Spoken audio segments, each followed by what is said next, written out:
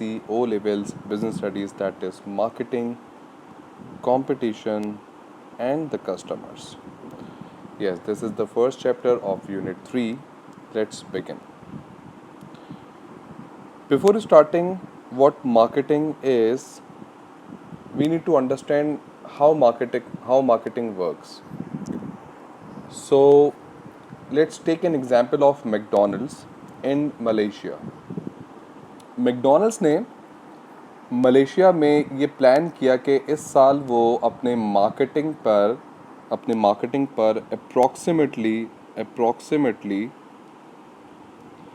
$1 billion खर्च करेगा, which is a good handsome amount. तो $1 बिलियन जब वो अपनी मार्केटिंग कैंपेन पे चलाएगा, तो बेसिकली मार्केटिंग कैंपेन पे चला क्यों रहा है, पहला क्वेश्चन. वो चला इस वजह से रहा है क्योंकि लास्ट ईयर उसने अपना 19% का सेल्स ग्रोथ अचीव किया. जो अपना उसका ऑब्जेक्टिव था, बिजनेस ऑब्जेक्टिव था या मार्केटिंग ऑब्जेक्टिव था, 19% का सेल्स ग्रोथ, वो उसने अचीव किया. तो इस साल उसने अपनी मार्केटिंग के अंदर $1 बिलियन इंजेक्ट करना चाहे अप्रॉक्सीमेटली, जिस पे अब वो क्या अचीव करेगा, obviously the targets would be much higher. तो अब ज़रा पहले स्टडी कर लेते हैं कि वो इसके थ्रू अचीव क्या करेगा. तो पहली जो अचीवमेंट वो करना चाह रहा है और इस जो अपने $1 बिलियन के बजट को वो स्पेंड करेगा, वो कहाँ करेगा. तो उसका इरादा है कि भाई वो 450 मोर रेस्टोरेंट्स अपने पास ओपन करेगा मलेशिया में. साथ ही साथ उसका एक और भी टारगेट है कि वो जो अपना मेन्यू है उसके अंदर मलेशियन टेस्ट को रिफ्लेक्ट करवाएगा. तो लोकलाइजेशन की तरफ भी जा रहा है, वो फर्दर एक्सपेंड कर रहा है अपनी डिशेस के अंदर, जो पर्टिकुलरली मलेशिया में ही अवेलेबल होंगी. इसके पीछे ये तो वो करेगा, अपना इस बजट को स्पेंड करेगा और ये काम वो करेगा. अच्छा जी, अब सवाल ये पैदा होता है कि भाई वो कैसे करेगा इस बजट को और कहाँ कहाँ स्पेंड करेगा. और उसने जो ये 19% का अपना सेल्स ग्रोथ अचीव किया है टारगेट, तो वो कैसे किया है. देखिए, मैकडोनल्ड्स जो है ना, उसने एक कॉन्सेप्ट को बहुत रेगुलसली इसको फॉलो कर रहा है, that is the experience of the future. वो अपने अपने रेस्टोरेंट्स के अंदर बहुत ज़्यादा इनोवेशन लेकर आ रहा है. वो कैसे लेकर आ रहा है कि वो कस्टमर सर्विसेज को इम्प्रूव करता जा रहा है. उसने सबसे पहले, अगर आप उनके रेस्टोरेंट्स में जाएंगे तो सबसे पहली चीज़ आपको मिलेगी सेल्फ ऑर्डरिंग के सॉक्स, जो कि और किसी रेस्टोरेंट में आपको नहीं मिलता, पहली चीज़. दूसरा, कैशलेस ट्रांजैक्शन कन्वीनियंस. आप वहीं से अपने कार्ड पे करें, जो भी आपका बिल होगा, तो आपको किसी लाइन में रखने की ज़रूरत नहीं है. तीसरी चीज़, टेबल सर्विसेज. ये रेस्टोरेंट्स नॉर्मली देते हैं, लेकिन बाकी दो चीज़ें अभी इतनी ज़्यादा पॉपुलर नहीं हुई हैं. और चौथी चीज़ जो वो अपने साथ अपने रेस्टोरेंट्स में लेकर आ रहे हैं, that is digital menu boards. तो आप वहीं से सिलेक्ट करें जो आपको पसंद है, वहीं पर आपने कन्वीनियंस पे ऑर्डर किया, वहीं पर आपने पेमेंट की और आपका जो फूड है वो आपकी टेबल पे डिलीवर कर दिया जाएगा. तो ये जो एक्सपीरियंस ऑफ द फ्यूचर है, ये जो इनोवेटिव फीचर्स हैं जो वो अपने कस्टमर सर्विसेज के थ्रू अपनी रेस्टोरेंट्स में इंट्रोड्यूस करते जा रहा है, उसके लिए उसने प्लान किया है कि वो $1 बिलियन इस पे मज़ीद मार्केटिंग पे स्पेंड करेगा. अब आप ज़रा इसको रिकन्सिडर करें तो भाई व्हाट इज़ मार्केटिंग. मार्केटिंग क्या चीज़ है. तो marketing is basically a management process who is responsible for identifying, anticipating and satisfying consumer requirements. और एंड में क्या होगा भाई, वो उससे प्रॉफिटेबिलिटी अर्न करेगा. अब आप ज़रा मेरे पुराने लेक्चर्स पे जाएं और यूनिट 1 के पहले चैप्टर पे जब हमने डिस्कस किया था बिजनेस एक्टिविटी, उस वक्त हमने ये बात कही थी कि business activity is an activity which combines factors of production to produce goods and services that satisfy consumer needs and wants. देखें, वहाँ पर भी हमने आपसे ये कहा था कि गुड्स एंड सर्विसेज प्रोड्यूस किए जाते हैं ताकि कस्टमर की नीड्स एंड वांट्स को सेटिस्फाई किया जा सके. क्योंकि एक दफ़ा कस्टमर अगर सेटिस्फाइड होता है तो वो ख़ुद तो रीपरचेज़ करता है, जिसको हम ब्रांड लॉयल्टी भी कहते हैं, और 10 को वो और भी रिकमेंड करता है. तो इससे आपका नेटवर्क भी बढ़ना शुरू कर देता है, सेल्स भी बढ़ना शुरू कर देती है, और ultimately it will lead to high profitability as well. तो प्रॉफिटेबिलिटी कम्स आफ्टर सेटिस्फैक्शन. पहले सेटिस्फैक्शन होगा, फिर प्रॉफिटेबिलिटी होगी. तो ये जो आप काम अगर आप इसको आप रिलेट करें, जो भी हमने बात करी, मैकडोनल्ड्स जो 1 बिलियन अप्रॉक्सीमेटली $1 बिलियन स्पेंड करने जा रहा है मलेशियन मार्केट में सिर्फ एडवर्टाइजमेंट के अंदर, और वो एडवर्टाइजमेंट के अंदर क्या काम करेगा, वो पहला काम करेगा कि 450 मोर रेस्टोरेंट्स खोलने जाएगा। फिर जो है वो मलेशियन जो है वो टेस्ट के मुताबिक जो है मेन्यूज़ में चेंजेस लेकर आएगा। तो ये सारा का सारा क्या है, ये क्यों कर रहा है वो, क्योंकि लास्ट ईयर उसने 19% का अपना सेल्स ग्रोथ टारगेट अचीव कर लिया, और वो किसके थ्रू अचीव करा, वो मार्केटिंग के थ्रू अचीव करा, and that was a marketing objective as well. Let's move further. Next आपके पास है रोल ऑफ मार्केटिंग, जिसको हम अभी थोड़ी देर पहले डिस्कस कर आए हैं, और उसको फर्दर अब मज़ीद इसको एलैबोरेट करेंगे। तो देखें सबसे पहले मार्केटिंग का रोल क्या है, आइडेंटिफाई कस्टमर नीड्स। सबसे पहले क्या करता है वो, आइडेंटिफाई करता है कस्टमर नीड्स को, कस्टमर को एक्चुअली चाहिए क्या। अभी मैकडोनल्ड्स की एग्जांपल में अगर हम देखें तो कस्टमर, अब मैकडोनल्ड्स के पास देखें हर कंट्री में जब वो जाता है तो वो कंट्री के नॉर्म्स, उनकी वैल्यूज़, उनके टेस्ट, उनकी कल्चर को समझ के जाता है, और यही इसकी सबसे बड़ी कामयाबी भी है।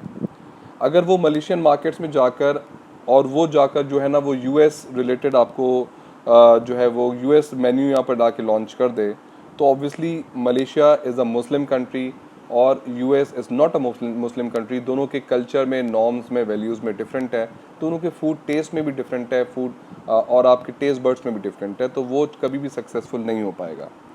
तो यही चीज़ मलेशिया ने मैकडोनल्ड्स ने कंसिडर की कि if they are operating in Malaysia, so for that what they need to do is they need to consider the focus on local taste. तो उसने उस चीज़ को मज़ीद उस चीज़ को अपने मेन्यू के अंदर रिफ्लेक्ट करने की कोशिश करी, और मज़ीद उसको मज़ीद इम्प्रूव करता जा रहा है। तो ये क्या है, this is identifying customer wants, what customer actually looking for. दूसरा, once you offer the customers what they actually looking for, तो इससे ऑटोमेटिकली आपका कस्टमर लेवल ऑफ सेटिस्फेक्शन बढ़ जाता है। तो this will help you to satisfy more customers. तीसरा देखें, मेंटेनिंग कस्टमर लॉयल्टी, ये बहुत इंपॉर्टेंट है, कस्टमर लॉयल्टी को मेंटेन करना। मैं अभी आपसे बात कर आ रहा हूँ, customer loyalty means repeated purchase. Customer आपसे बार बार ख़रीदता है, खुद भी ख़रीदता है और को भी रिकमेंड करता है, तो बाय वर्ड ऑफ माउथ भी आपकी मार्केटिंग होना शुरू हो जाती है, और आपका सेल्स, इसका इम्पैक्ट आपकी सेल्स पर आता है, और अल्टीमेटली आपके प्रॉफिट्स पर आना शुरू हो जाता है। Gain information on customers. अब देखें, कस्टमर से इंफॉर्मेशन, कस्टमर को सेटिस्फाई करने के लिए you have to be on your toes every time.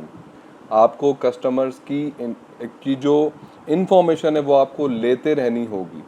अच्छा, इस पूरी सिचुएशन में जो भी हमने डिस्कस की मैकडोनल्ड्स की, तो मैकडोनल्ड्स क्या काम कर रहा है, बहुत ज़्यादा स्पेंड कर रहा है अपनी डिजिटल मार्केटिंग पे, और अपने डिजिटल प्लेटफॉर्म्स को लॉन्च करता जा रहा है। और अभी करंट स्टैट्स के मुताबिक इस वक्त मैकडोनल्ड्स के जो ऐप है उस पर तकरीबन 3.7 मिलियन डाउनलोड्स हो चुके हैं, जिसमें से 2.9 मिलियन रजिस्टर्ड यूज़र्स हैं, और जिसमें से 1.5 मिलियन जो है वो एक्टिव यूज़र है। ये मैं सिर्फ बात कर रहा हूँ डाटा की विद इन मलेशिया।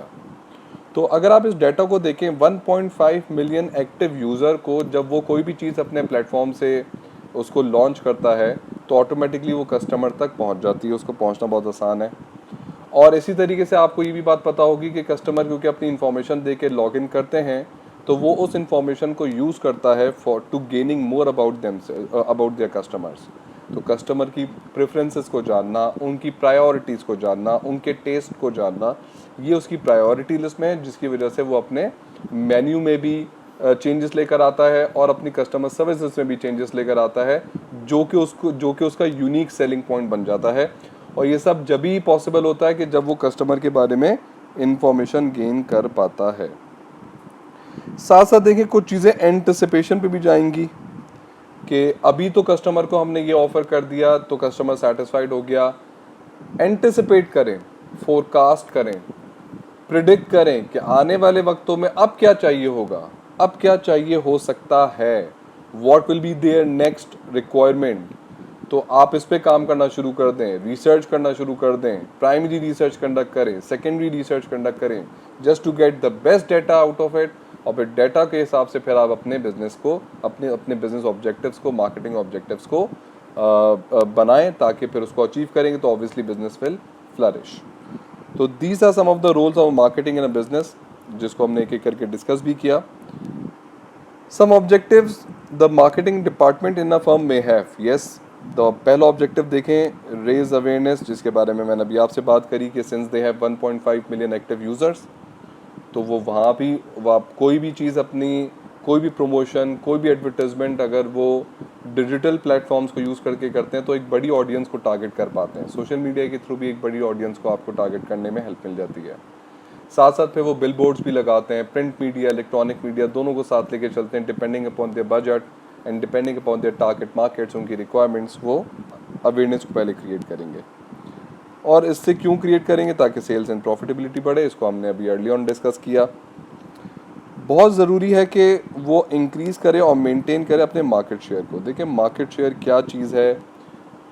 अगर आप मेरी वीडियोस देखते हुए आ रहे हैं तो आपने चैप्टर 5 को मिस नहीं करना, क्योंकि मार्केट शेयर को मैंने बहुत डिटेल में चैप्टर 5 में, जहाँ पर बिजनेस ऑब्जेक्टिव्स थे, उसमें डिस्कस किया था। जनरली मार्केट शेयर बेसिकली होता है company sales divide by market sales into 100। ये आपके पास आ गया क्या? Market share. तो मार्केट शेयर रिप्रेजेंट करता है कि ओवरऑल मार्केट में, पूरी मार्केट में जितनी भी सेल्स हो रही है उसका कितना परसेंट आपके पास है, that is your market sales. और अगर आप इसको मल्टीप्लाई बाय 100 कर देते हैं तो फिर आपको वो परसेंटेज में मिल जाता है। जैसे कि यहाँ पर मैंने एग्जांपल तो दिया हुआ है कि if a market is 1 million worth of toys were sold in 1 year and a company A total sales worth 30,000, इसको हम 1 मिलियन की जगह हम ले लेते हैं यहाँ पर 300,000, सॉरी 300,000 की उसने सेल्स की है कंपनी ए ने।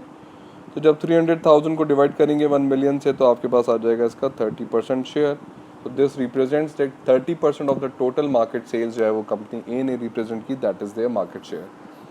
मार्केट शेयर को हम क्यों कैलकुलेट करते हैं? क्योंकि मार्केट शेयर से हमें ये पता चल जाता है कि आपकी मार्केट में कंट्रीब्यूशन क्या है, तो आपकी मार्केट में लिस्टिंग कैसी है। क्या आप बड़े ब्रांड हैं जो आप ज़्यादा मार्जिन में सेल कर रहे हैं तो आप मार्केट लीडर भी बन सकते हैं। If you have the highest market share then you can become market leader as well. तो ये आपको हेल्प मिल जाती है if you are dealing as a, if you are basically calculating your market share. ठीक है जी। तो फिर आगे चलते हैं। नेक्स्ट आपके पास है कि अब आप जब आपने मार्केट शेयर गेन कर लिया तो फिर आप क्या करते हैं? फिर आप नई मार्केट्स को टारगेट करते हैं। नई मार्केट्स कहाँ पर होती हैं? होम में भी हो सकती हैं और अब्रॉड में भी हो सकती हैं। For example if you are a local business you can move in to national level. कि आप लेट सपोज अगर आप किसी सिटी में ऑपरेट कर रहे थे तो अब आप इसको कंट्री वाइड एरियाज़ में ले जाएं, आप इसको डिफरेंट सिटीज़ में जाके लॉन्च कर दें, तो ये भी पॉसिबल है। या फिर आप अपने प्रोडक्ट को जो है वो इंटरनेशनली भी लेके जा सकते हैं, मल्टीनेशनल बिजनेस भी बना सकते हैं कि if you are operating in more than 2 countries तो आपका बिजनेस जो है वो मल्टीनेशनल भी बन सकता है, नेशनल लेवल पे भी आप ऑपरेट कर सकते हैं। डिपेंड करता है कि आपकी प्रायोरिटीज़ क्या है और आपका ग्रोथ रेट कैसा है, एक्सेप्टेबिलिटी कैसी है मार्केट के अंदर। और साथ साथ फिर आप रुके नहीं, आप नया प्रोडक्ट डेवलप करते जाएं और अपने एग्जिस्टिंग प्रोडक्ट को इम्प्रूव करते जाएं। देखिए ऐसा नहीं है कि आपने नया प्रोडक्ट डेवलप कर लिया तो एग्जिस्टिंग वाले को छोड़ दें क्योंकि आप समझें कि वो तो ऑलरेडी फ्लरिश कर चुका है। आप डेवलप करते हैं जब नए प्रोडक्ट्स को तो ऑटोमेटिकली आप अपनी मार्केट को गेन करने की कोशिश कर रहे होते हैं। जैसे कि आप एप्पल को देख लें, तो एप्पल ने जहाँ पर अपना बिजनेस स्टार्ट किया बाय सेलिंग मैकबुक्स, फिर वो लैपटॉप्स पर आया, पहले उसने आई मैक पर सेल किया, फिर मैकबुक्स को सेल किया, फिर आगे जाकर फिर आपने देखा कि आईफोन भी लॉन्च किए, आईपॉड्स भी लॉन्च किए, आईपैड भी लॉन्च किया और मज़ीद उसके अंदर इम्प्रूवमेंट भी लेकर आता जा रहा है, कंटिन्यूसली अपने प्रोडक्ट्स को इम्प्रूव करता जा रहा है और नए प्रोडक्ट भी मार्केट में लॉन्च करता जा रहा है। तो this is how they are expanding into their markets. और आज this is one of the reason कि आज दुनिया का जो है वो one of the biggest business in USA इस वक्त बन चुका है विद अप्रॉक्सीमेटली $3 ट्रिलियन की नेट वर्थ है इस वक्त एप्पल की, $3 ट्रिलियन।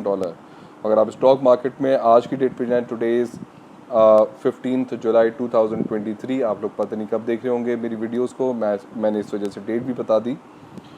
तो आज की तारीख में एप्पल का जो शेयर है तकरीबन अप्रॉक्सीमेटली $190 पर शेयर इस वक्त मार्केट में ऑपरेट हो रहा है।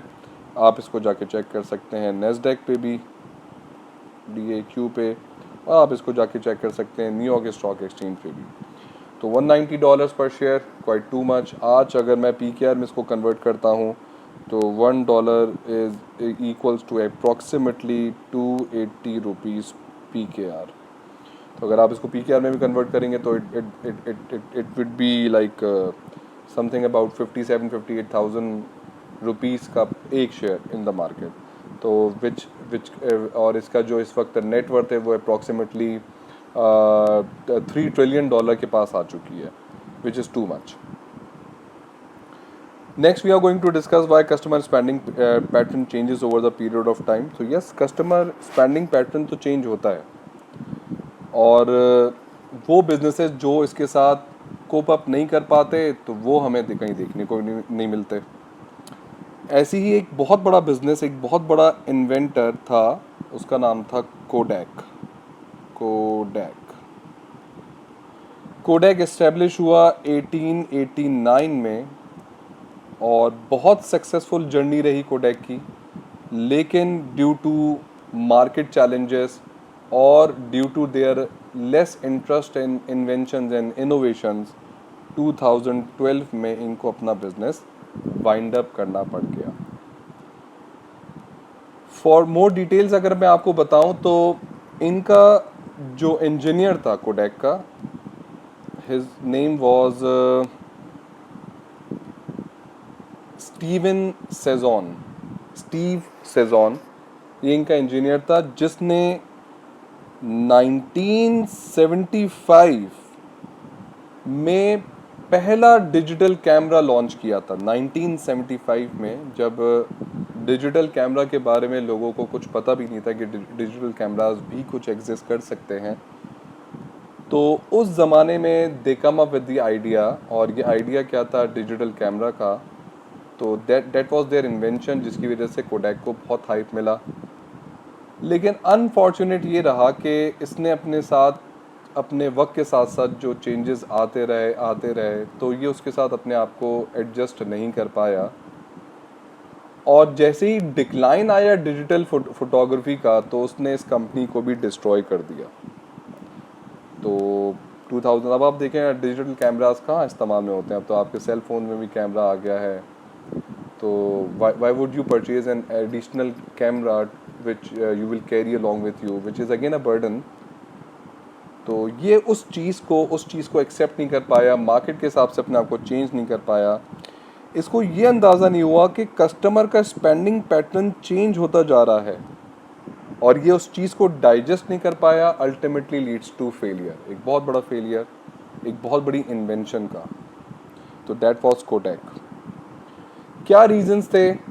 पहला ये था कि भाई कस्टमर का जो टेस्ट एंड प्रेफरेंसेस है ना, वो over the period of time change होता है। अब आप ये देखें तो ये सीज़न पे भी बहुत ज़्यादा डिपेंडेंट होता है कि आज अभी कौन सा सीज़न चल रहा है। अगर वेदर कंडीशन पे भी डिपेंड करता है। तो आप देखते हैं कि हमारी प्रेफरेंसेस चेंज होती हैं। विंटर्स में we are more into hot drinks, hot servings, और अगर हम जाते हैं समर्स में जाते हैं तो हमें ज़्यादा कोल्ड सर्विंग्स की हम ज़्यादा प्रेफर करते हैं। तो इसका मतलब ये है कि टेस्ट बर्ड्स हमारे चेंज होते हैं, प्रेफरेंसेस चेंज होती हैं over the period of time. तो बिजनेसेस को बड़ा खास ख्याल रखना पड़ता है इसके अंदर। सिमिलरली आप ये देखें कि कोक या Pepsi, one of the biggest या largest giants of soft drinks in the world, आप ये देखें कि अपना रूटीन स्टैंडर्ड कोक के अलावा भी कोक ने जो है वो डाइट कोक भी लॉन्च किया, क्योंकि उसको पता था कि लोगों का प्रेफरेंस बदल रहा है। वो लोग जो कि डाइट कॉन्शियस होते जा रहे हैं, तो उनके लिए भी कोई ड्रिंक ऑफर करना चाहिए। तो ये शुरू से नहीं डेवलप हुआ हुआ था, बल्कि ये प्रेफरेंस को लोग कंज्यूमर के स्पेंडिंग पैटर्न को जज किया, उसको उस पर रिसर्च कंडक्ट किया, उसको ऑब्जर्व किया और फिर ये प्रोडक्ट लॉन्च किया गया और फिर ये सक्सेसफुल बन गया। तो इसका मतलब ये है कि business have to be on their toes every time. उनको रिसर्च कंडक्ट करते रहना पड़ेगा, क्योंकि स्पेंडिंग पैटर्न चेंज होता जाएगा कंज्यूमर का ओवर वक्त के साथ साथ। सेम आप देखें कि टेक्नोलॉजिकल चेंजेस आते जा रहे हैं। जैसे मैंने अभी बात करी कोडैक की, although it was an invention in 1975 which was the biggest invention at that time, लेकिन क्योंकि वक्त के साथ उसने अपने आप को चेंज नहीं किया, कस्टमर की प्रेफरेंसेस के मुताबिक नहीं बदला, टेक्नोलॉजिकल चेंज के हिसाब से एडजस्ट नहीं कर सका, तो आज वो बिजनेस एक बैंकरप्ट हो गया। और ऐसे बहुत सारे एग्जांपल्स हैं दुनिया में जो कि बैंकरप्सी हुई, जो क्योंकि उन्होंने अपने आप को मार्केट कंडीशंस के हिसाब से चेंज नहीं किया। One of the example is Nokia as well. Nokia ने भी कस्टमर की प्रेफरेंस के मुताबिक अपने आप को नहीं बदला। फिर देखते हैं कि कंज्यूमर का स्पेंडिंग पैटर्न के साथ साथ जो है ना उसका इनकम लेवल, जब वो ज़्यादा इनकम अर्न करेगा तो एक्सपेंसिव प्रोडक्ट की तरफ जाएगा, कम इनकम अर्न करेगा तो ऑब्वियसली वो कम लेस एक्सपेंसिव प्रोडक्ट्स की तरफ जाएगा। तो बिजनेस को ये देखना पड़ेगा कि उसका करंट कस्टमर का लेवल ऑफ इनकम क्या है, तो और उसकी प्रेफरेंसेस क्या हैं, उस हिसाब से भी प्रोडक्ट डेवलपमेंट करनी पड़ेगी। और बहुत सारे बिजनेसेस हैं जो कि एजिंग पॉपुलेशन के लिए भी प्रोडक्ट डेवलप करते हैं, क्योंकि बहुत सारी कंट्रीज़ हैं जहाँ पर एजिंग पॉपुलेशन बढ़ती जा रही है। Portion of the older people is increasing, portion of the older people is increasing. अब इसकी वजह ये भी हो सकती है कि वो तमाम कंट्रीज़ अपने हेल्थ केयर पे बहुत स्पेंड कर रही हैं, जिसकी वजह से हेल्थ केयर फैसिलिटीज़ मिलने की वजह से ऑटोमेटिकली आपकी एजिंग पॉपुलेशन बढ़ती है, डिपेंडेंसी बढ़ती है। तो अब क्योंकि वो लोग एग्जिस्ट करते हैं तो उनके लिए भी प्रोडक्ट डेवलपमेंट को की जाएगी। और वो बिजनेसेस जो कि इस मार्केट को केटर कर रहे हैं, तो ऑब्वियसली फिर आगे जाकर हम इसको फर्दर डिस्कस करेंगे मार्केट सेगमेंटेशन के अंदर। अच्छा जी, why some markets have become more competitive. अब देखिए मार्केट्स कम्पेटिटिव क्यों हो रही हैं, उसकी तीन वजूहत हैं। पहला ग्लोबलाइजेशन, दूसरा ट्रांसपोर्टेशन के अंदर इम्प्रूवमेंट, और तीसरा इंटरनेट ई कॉमर्स का डेवलप होना। तो ग्लोबलाइजेशन का मतलब होता है movement of people from one place to another, movement of people, capital, resources. आप किसी भी चीज़ की भी मूवमेंट करते हैं एक कंट्री से दूसरे कंट्री, एक रीजन से दूसरे रीजन, तो ये क्या है, ये ग्लोबलाइजेशन है। अब बहुत सारे प्रोडक्ट्स हैं पाकिस्तान में इस वक्त अवेलेबल हैं, और बहुत सारे पाकिस्तानी प्रोडक्ट्स हैं दुनिया भर में अवेलेबल हैं। ये क्या शो करता है, दिस शोज ग्लोबलाइजेशन। अब ग्लोबलाइजेशन भी क्यों क्यों इतनी ज़्यादा जो है वो स्ट्रांगली मूव कर रही है दुनिया के अंदर, या बहुत ज़्यादा तेज़ी से पेनिट्रेट करती जा रही है दुनिया के अंदर, तो उसकी सबसे बड़ी वजह जो है वो इम्प्रूवमेंट इन ट्रांसपोर्टेशन है। पहले अगर आप पुराने ज़माने में जाएं तो we have limited access to transportation, आपके पास रोडवेज होता था। आज आप seaways, roadways, airways, multiple methods के थ्रू आप अपने गुड्स को ट्रांसफ़र कर सकते हैं एक कंट्री से दूसरे कंट्री। बहुत सारी कंपनीज जो है वो पूरी कंपनीज पूरे इंस्ट्रूमेंट्स, बड़े बड़े इक्विपमेंट्स परचेज करती हैं और एक कंट्री से दूसरे कंट्री उसको मूव कर जाती हैं। This is just because the availability of the proper infrastructure they have. Improvement in transportation, आप देखें कंपटीशन बढ़ता जा रहा है। पहले सिर्फ एक DHL होता था जो कि ट्रांसपोर्टेशन करता था, तो that would be quite expensive. लेकिन अब वक्त के साथ साथ आप देखें FedEx भी आ गया, DHL भी आ गया, TCS भी आ गया, और दुनिया में हंड्रेड्स ऑफ कंपनीज डेवलप हुई जिन्होंने इसके अंदर कंपटीशन में पार्टिसिपेट करना शुरू कर दिया। और कंपटीशन बढ़ने की वजह से आपको पता है कि प्राइसेस कम होते हैं, क्वालिटी बेहतर होती है, कस्टमर के पास चॉइसेस बढ़ जाती हैं, तो ये कुछ बेनिफिट्स मिलते हैं। इसकी वजह से भी आप देखेंगे मार्केट कंपेटिटिव होना शुरू हो गए। और फिर आप देखें दुनिया के अंदर जो जो बहुत ज़्यादा कंपटीशन क्रिएट दिया है ना, जो टफ टाइम दिया है फिजिकल बिजनेसेस को, वो दिया है ई कॉमर्स प्लेटफॉर्म्स ने। और जिसमें सबसे ज़्यादा जो रोल प्ले किया है वो सोशल मीडिया नेटवर्क्स ने, सोशल मीडिया वेबसाइट्स ने, इन पर्टिकुलर फेसबुक ने लोगों को घर बैठे जो है उसने बिज़नेस डेवलप करवाया, ई कॉमर्स वेबसाइट पे लेकर आया। फिर अब एप्लीकेशंस भी अब डेवलप होती जा रही हैं, और अब आप देखेंगे कि दुनिया के बड़े बड़े बिजनेसेस जो है ना वो सोशल मीडिया को कनेक्ट करते जा रहे हैं और डिजिटल प्लेटफॉर्म्स पे अपनी प्रेजेंस को शो करते जा रहे हैं। तो ई कॉमर्स की वजह से बहुत ज़्यादा बिजनेसेस डेवलप हुए, बहुत ज़्यादा कंपटीशन क्रिएट हुआ, नेशनली भी और इंटरनेशनली भी। अब ई कॉमर्स में आप बैठे हुए, you're sitting back in Pakistan, you're selling your products worldwide. इसके अंदर कोई बाउंड्री लिमिटेशन नहीं है, कोई भी कस्टमर आपको दुनिया भर से ऑर्डर प्लेस करेगा, आप उसको डिस्पैच कर दीजिए। तो ये भी एक तरीका है जिसके थ्रू आपने बहुत ज़्यादा कॉम्पिटिशन देखने को मिला हमें। अब कंपटीशन तो मिल रहा है, तो इसमें बिजनेसेस कैसे रिस्पॉन्ड करेंगे, how will business respond to these changes. दो चीज़ें देखने को मिली हमें। एक तो कंज्यूमर का स्पेंडिंग पैटर्न चेंज हुआ, और दूसरा ये है कि कंपटीशन बढ़ा। तो कंपटीशन बढ़ा और कंज्यूमर का स्पेंडिंग पैटर्न चेंज हुआ। इन दो चीज़ों को बिजनेस कैसे रिस्पॉन्ड करता है, तो देखें business have to maintain a good customer relationship. Good customer relationship, आप बैंकिंग सेक्टर को देखें कितना ज़्यादा प्रायोरिटाइज करते हैं अपने कस्टमर्स को, कितनी ज़बरदस्त फीडबैक कस्टमर्स आपको फीडबैक आपको देते हैं। और इसी तरीके से आप रेस्टोरेंट्स में चले जाएं, आप होटल्स में चले जाएं, आप एयरलाइन इंडस्ट्री को देख लें कि जहाँ पर पहले एक एयरलाइन इंडस्ट्री थी तो इतना ज़्यादा कस्टमर ओरिएंटेड रिलेशनशिप नहीं था। आज आप देखें भी बहुत सारी एयरलाइंस इस वक्त ऑपरेट कर रही हैं, तो हर एयरलाइन के पास क्योंकि कस्टमर देखें लिमिटेड ही है, उसको उसको केटर करना पड़ता है, तो वो आउट ऑफ द बॉक्स जाकर आपको सर्विसेज ऑफर करते हैं।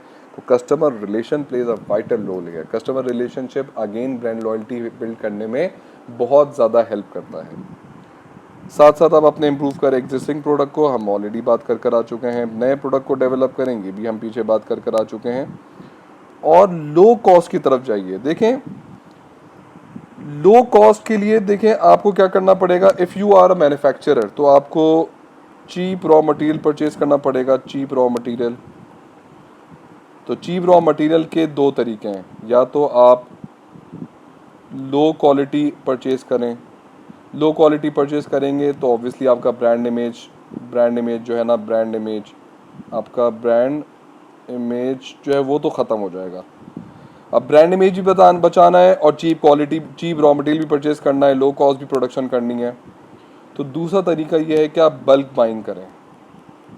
Bulk buying of raw material करें तो इस पर क्या होगा कि आपका जो सप्लायर होगा वो आपको डिस्काउंट ऑफर करेगा, जिसकी वजह से आप परचेजिंग इकोनॉमीज़ का बेनिफिट यहाँ पर गेन कर सकते हैं। तो लो कॉस्ट जितना ज़्यादा आप जाएंगे, जितना इकोनॉमीज़ का बेनिफिट लेंगे, उतना मार्केट में कंपेटिटिव आप रहेंगे, इतना ज़्यादा कंपेटिटिव एज और कंपेटिटिव एडवांटेज आपको मिलेगा, और जिसकी वजह से आप ज़्यादा सेल्स और ज़्यादा प्रॉफिटेबल हो सकते हैं। तो this is how business can respond to two changes जो कि मार्केट में है। पहला क्या था, इंक्रीज कंपटीशन, और दूसरा क्या था, कंज्यूमर पैटर्न का चेंज होना। अब हम बात कर लेंगे ज़रा मार्केट्स में। तो we have two types of markets, we have niche markets and we have mass markets. Niche markets का मतलब होता है मेरा बेटा कि when a small part of a large market that has its own specific needs. बहुत simple terms में बात कर रहा हूँ कि नीश मार्केट क्या है कि is a small part of a larger market, एक बड़ी मार्केट का बहुत ही छोटा सा हिस्सा that has its own specific needs. याद रखिएगा कि नीश मार्केट्स जो है वो ज़्यादातर जो है वो हाई स्टेटस ग्रुप और रिच एलिट्स इनको टारगेट करती है, जैसे कि वर्साचे है, we have other brands like Louis Vuitton है, वी हैव शनेल है। तो ये these are the niche markets. ये बहुत ही हाई क्लास लोगों को टारगेट कर रही है, रिच हाई स्टेटस लोगों को, कंज्यूमर ग्रुप को टारगेट कर रही है। लेकिन नीश मार्केट का मतलब ये भी होता है कि जैसे कि आपके जो आपके हेयर ड्रेसर्स हैं, जो प्लम्बर्स हैं, ये भी नीश मार्केट है, ये भी कस्टमाइज सर्विसेज ऑफर कर रहे हैं। लेकिन ये भी अब ज़रूरी नहीं है कि ये सारे के सारे हाई क्लास को ही ऑफर कर रहे हो, ये लो क्लास को भी या मिडिल क्लास को भी ऑफर कर सकते हैं। तो नीश मार्केट का मतलब होता है highly specialise segment of a much larger market, एक बड़ी लार्जर मार्केट का बहुत ही स्पेशलाइज्ड सा सेगमेंट। क्या बेनिफिट मिलते हैं if you are dealing in a niche market?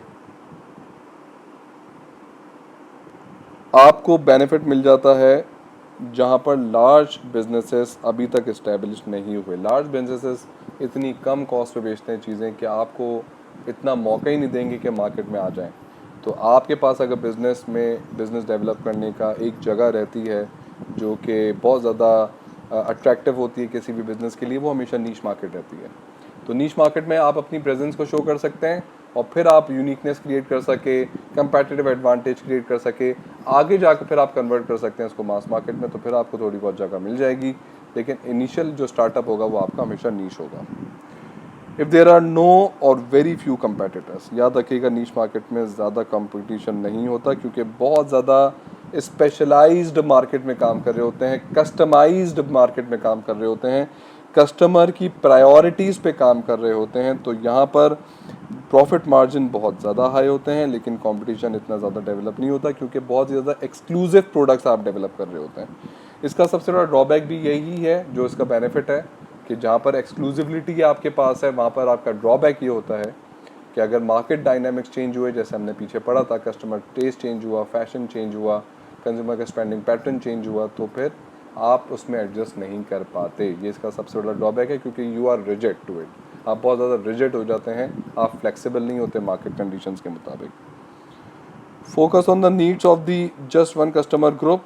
एक कस्टमर को टारगेट करने में आप ज़्यादा फोकस करते हैं, तो उससे आपका फोकस बढ़ने की वजह से, और ये फिर आपको एडवांटेज देता है ओवर लार्ज फर्म जो कि सेल कर रहा होता है एक बड़ी मार्केट के अंदर।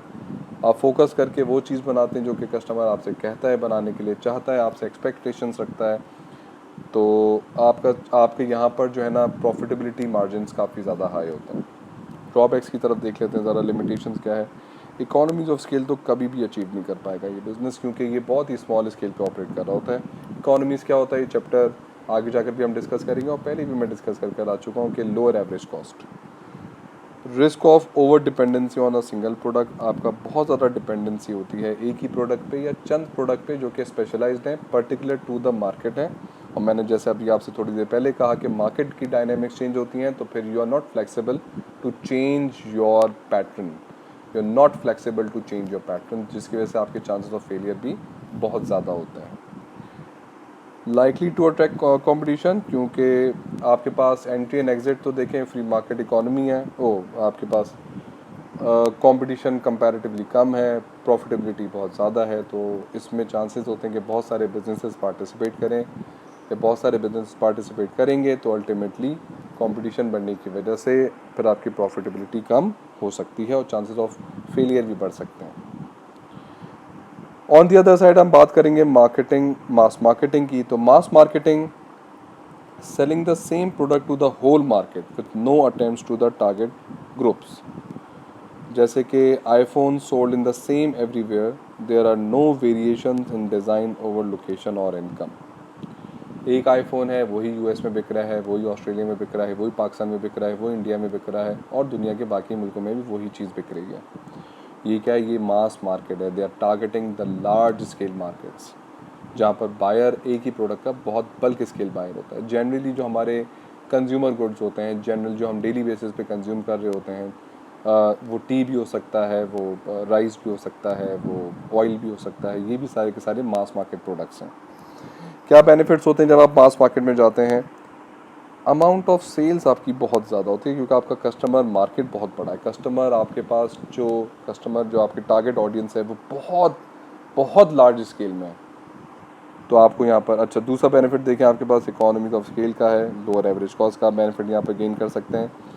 लोअर एवरेज कॉस्ट का सबसे बड़ा बेनिफिट आप ये लेते हैं कि भाई आप प्रोडक्शन लार्ज स्केल में करें, तो आप मैन्युफैक्चर, आप जो बाइंग फ्रॉम द सप्लायर होती है वो भी लार्ज स्केल में करते हैं, जिसकी वजह से आपका सप्लायर जो है वो आपको लो कॉस्ट ऑफर करता है, डिस्काउंट्स ऑफर करता है, आपको परचेजिंग इकोनॉमीज़ का बेनिफिट मिलता है, जो बेनिफिट आप फिर मार्केट में आगे कैरी फॉरवर्ड करते हैं और मार्केट में कंपेटिटिव एडवांटेज लेते हैं। रिस्क को स्प्रेड कर देते हैं, क्योंकि अनलाइक नीश आपके पास एक छोटी मार्केट थी टारगेट करने के लिए, यहाँ पर आप देखें you are targeting in not only locally बल्कि you are targeting nationally as well as internationally. तो आपको हर लेवल पर टारगेट करने का यहाँ पर आपको बेनिफिट मिलता जा रहा है। More chances for the business to grow since there is a large market, ज़्यादा चांसेस होते हैं ग्रो करने के, ग्रोथ अपॉर्चुनिटीज़ होती हैं। ग्रोथ से रिलेटेड मैं चैप्टर 3 में बहुत डिटेल में डिस्कस किया।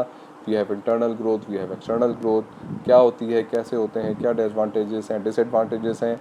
अगर आप मेरी वीडियो सीरीज़ को फॉलो करते हुए आ रहे हैं तो चैप्टर 3 को ज़रूर देख लीजिएगा ग्रोथ के कॉन्सेप्ट के लिए। तो ग्रोथ को मैंने वहाँ पर बहुत डिटेल में डिस्कस किया है, इंटरनल एक्सटर्नल ग्रोथ और उसके एडवांटेजेस एंड डिसएडवांटेजेस के साथ। ठीक है जी, लास्ट हम बात करेंगे इसकी लिमिटेशंस पे। क्या लिमिटेशंस हमें देखने को मिलती हैं? मोर कंपटीशन, बहुत देखें जो अब इसके साथ जो इन्वेस्टर्स आ रहे होते हैं वो भी इसी टाइप के होते हैं, बहुत नेक टू नेक आपकी इन्वेस्टमेंट्स होती हैं, उनकी कैपिटल इन्वेस्टमेंट्स मोर और लेस एक ही जैसी होती हैं, प्रोडक्ट मार्केट भी एक ही जैसा होता है। मैं बात कर लेता हूँ यहाँ पर टपाल की, और एक हमारे पास एक बहुत बड़ा ब्रांड है टपाल, और उसके साथ ही हमारे पास एक ब्रांड है लिप्टन। ये दोनों बड़े ब्रांड्स हैं मार्केट के, बहुत हाईली कंपेटिटिव मार्केट में ऑपरेट कर रहे हैं, तो कंपटीशन इनके पास बहुत ज़्यादा है, आपस में ही कंपटीशन बहुत ज़्यादा है। थर्ड का तो कंपटीशन डेवलप होने में ही बहुत मुश्किल हो जाएगा, क्योंकि दोनों जाइंट हैं।